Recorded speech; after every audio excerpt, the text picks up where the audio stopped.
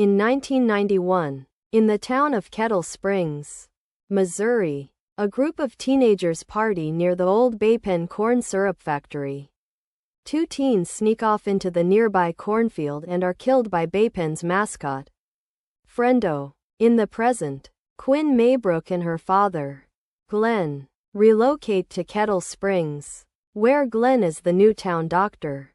Their relationship is fractured following the death of Quinn's mother, Samantha. Following a sporadic detention in her first class, she befriends Cole Hill, the son of the mayor, and his group of friends, including Janet, Matt, Ronnie, and Tucker.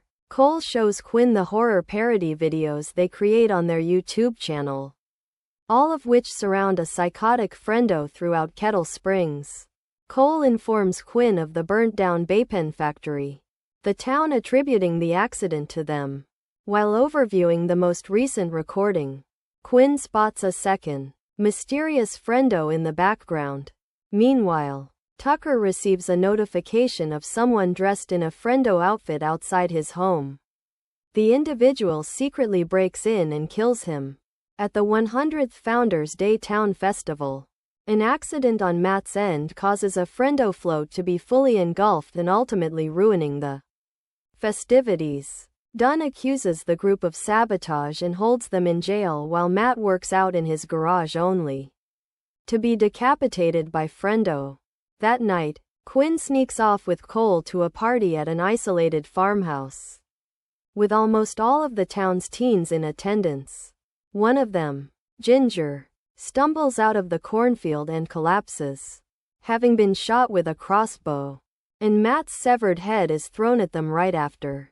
Janet and Ronnie initially dismiss both incidents as another prank, but after failing to locate Ginger's pulse and realizing Matt's head is real, they flee in terror.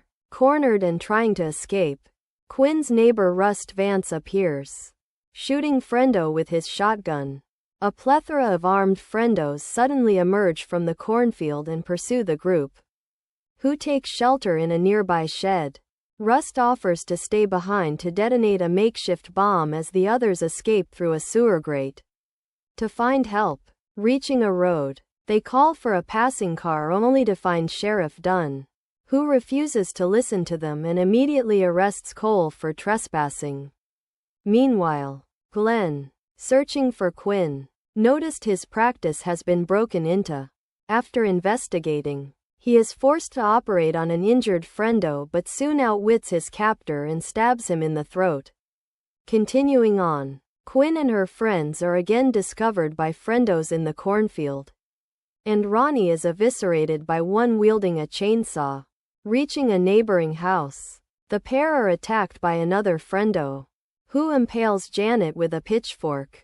Quinn manages to kill the Friendo but is captured by a trio of others waiting outside. Quinn awakens inside the old factory surrounded by Friendos, who take off their masks to reveal themselves as Sheriff Dunn, teacher Mr. Vern, shopkeeper Otis, and diner waitress Trudy. They blame the teens for the town's troubles, not sticking to tradition, and ruining their public image. Arthur Hill, Cole's father, reveals himself as the Friendo leader and the Baypen factory arsonist, and plans to kill both his disowned son and Quinn as a staged murder-suicide. Glenn arrives, driving his car through the factory, killing Trudy and Otis in the process. Quinn escapes and electrocutes Dunn with a cattle prod in his mouth. Rust arrives and saves Cole, leading the two to reignite their relationship. Outside, Quinn runs over Mr. Vern while Hill escapes. 1 year later, Glenn is running for mayor, and Quinn is leaving for college. Afterwards, she finds a Baypen music box in the back seat, which she throws out the window.